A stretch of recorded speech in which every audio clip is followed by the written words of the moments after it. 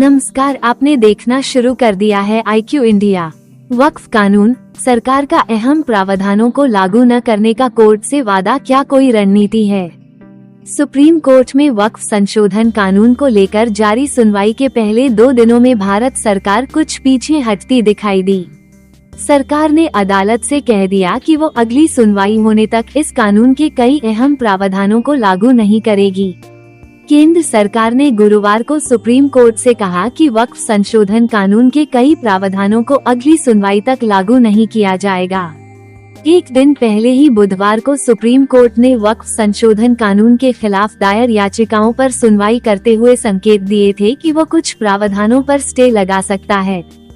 इससे पहले कि अदालत कोई आदेश पारित करती, बुधवार को सरकार की तरफ से पेश हो रहे महाधिवक्ता तुषार मेहता ने एक दिन की मोहलत मांगी और अगले दिन अदालत को आश्वासन दिया कि वक्फ संशोधन कानून के कुछ प्रावधानों को फिलहाल अमल में नहीं लाया जाएगा। तुषार मेहता ने अदालत से कहा कि अगली सुनवाई तक सरकार वक्फ बोर्ड में गैर मुसलमान सदस्यों की नियुक्ति नहीं करेगी। वक्फ संपत्तियों के चरित्र को भी नहीं बदला जाएगा। इनमें इस्तेमाल के आधार पर वक्फ घोषित संपत्तियां भी शामिल होंगी। इस मामले में सुप्रीम कोर्ट में अगली सुनवाई अब 5 मई को होगी। सुप्रीम कोर्ट ने इस मामले में अभी तक किसी तरह का स्थगन आदेश या स्टे ऑर्डर नहीं दिया है। सुप्रीम कोर्ट में सुनवाई के दौरान वक्फ संशोधन कानून के कई प्रावधानों को लेकर कानूनी और संवैधानिक चिंताएं जाहिर की गई थीं। इस कानून का विरोध कर रहे लोगों का तर्क है कि वक्फ कानून में नए संशोधन मुसलमानों की संपत्तियों के प्रबंधन में गैर मुसलमानों के दखल को बढ़ावा देगा।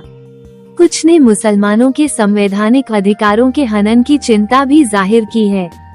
बुधवार को सुनवाई के दौरान चीफ जस्टिस संजीव खन्ना ने कहा था कि अदालत कुछ अंतरिम आदेश पारित कर सकती है। पहला, ये कि जो संपत्तियां वक्फ घोषित हैं उन्हें डिनोटिफाई नहीं किया जाएगा। अदालत ने वक्फ काउंसिल और वक्फ बोर्ड में गैर मुसलमान सदस्यों की भर्ती को रोकने के भी संकेत दिए थे।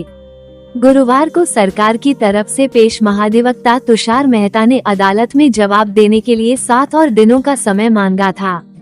अदालत में वक्फ संशोधन कानून के खिलाफ 10 से अधिक याचिकाएं दायर हुई हैं। अब आगे क्या हो सकता है?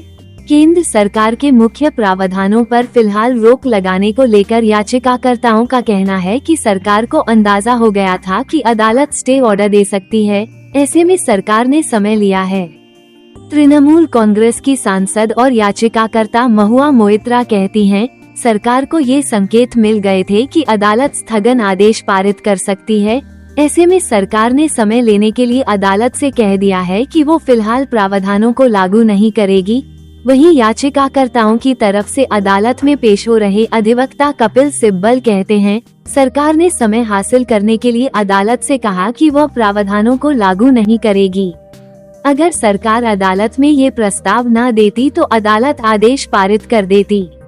13 मई को चीफ जस्टिस संजीव खन्ना भी रिटायर हो रहे हैं। विश्लेषक भी मान रहे हैं कि सरकार ने अदालत के रुख को भांप लिया था और कानूनी प्रावधानों पर स्टे लगने से होने वाली असहज स्थिति से बचने के लिए खुद ही पीछे हट गई। कानूनी और संवैधानिक मामलों के जानकार प्रोफेसर फैजान मुस्तफा कहते हैं, महाधिवक्ता तुषार मेहता ने अदालत में अपने अनुभव का इस्तेमाल किया और जवाब देने के लिए 1 दिन का समय मांग लिया। अगले दिन उन्होंने सरकार की तरफ से कह दिया कि सरकार खुद ही उन प्रावधानों को लागू नहीं करेगी जिन पर अदालत का विरोध हो सकता है।